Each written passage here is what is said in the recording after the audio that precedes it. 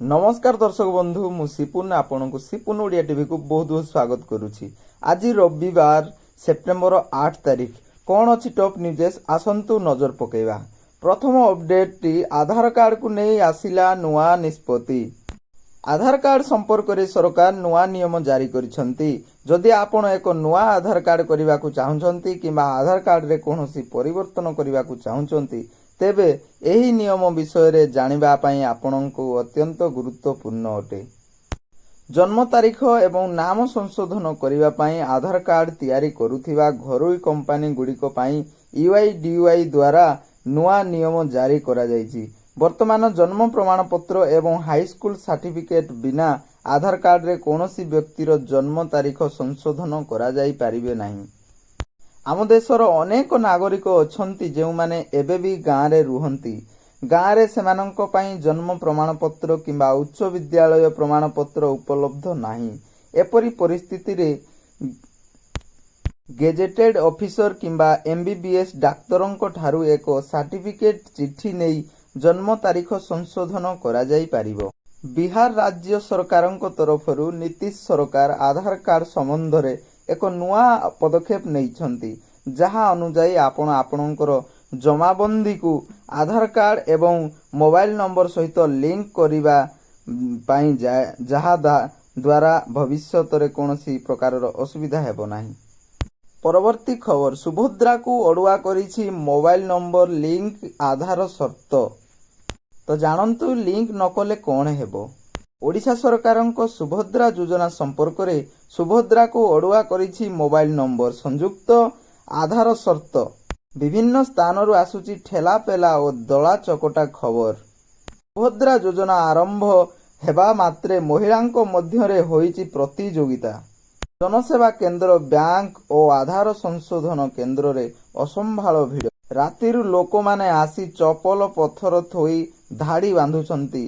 विशेषकर आधार कार्ड और bank account रे मोबाइल नंबर संयोग को नहीं महिला माने अधिक समस्यार सम्मुखीन हेउछंती।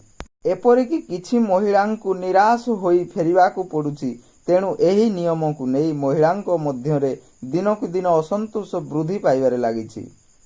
गुरुत्वपूर्ण कथा हेउछि बैंक जमा खाता सह आधार और मोबाइल नंबर संयोग एवं आधार सह मोबाइल संयोग निश्चिंत आवश्यक बोली कहा जायछि। सुभद्रा योजना नहीं जनसाधारण संदेह मोचन निमंते राज्य सरकार पक्षरु सुभद्रा हेल्पलाइन जहाँकि 146778 जारी करा जायछि। एहा सत्वे आधार मोबाइल संयोगीकरण एवं फॉर्म दाखलर शेष तारीख नहीं जनसाधारण मनरे संदेह रहिथिबार लक्ष्य करा जायछि।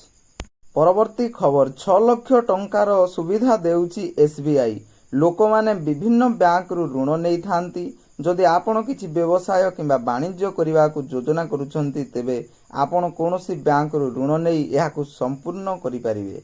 वर्तमान भारत रे एपरि अनेक बैंक अछि जहा लोक मानकु सहजरे ऋण सुविधा जोगाई देउछि। एथिपई आपणको केवल सही बैंक रो अकाउंट धारी हेबाकू आवश्यक।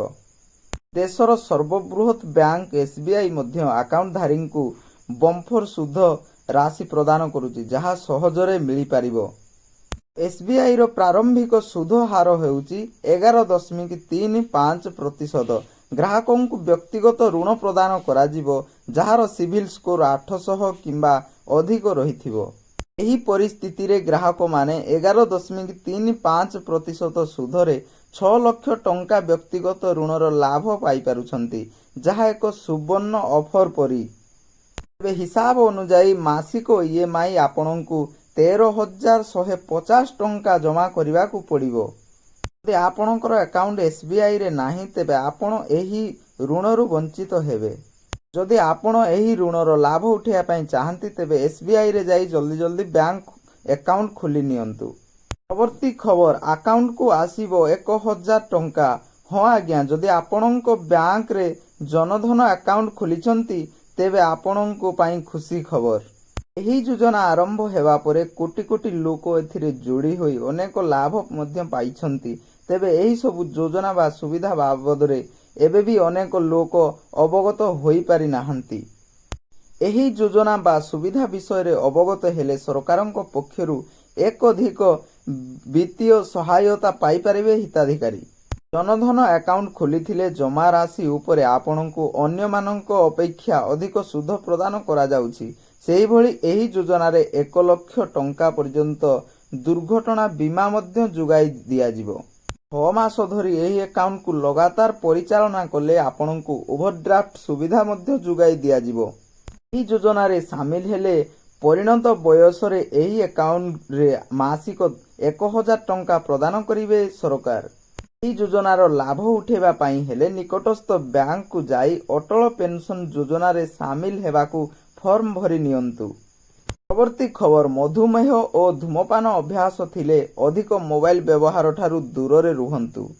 ଯେଉଁମାନେ ମଧୁମେହରେ ଆକ୍ରାନ୍ତ କିମ୍ବା ଧୂମପାନ କରିବାର ଅଭ୍ୟାସ ରହିଛି ସେମାନଙ୍କ ପାଇଁ ଅଧିକ ମୋବାଇଲ ଫୋନ ବ୍ୟବହାର ହୃଦରୋଗର ଆଶଙ୍କା ବଢ଼ାଇଥାଏ ବୋଲି ବିଶେଷଜ୍ଞମାନେ କହିଛନ୍ତି।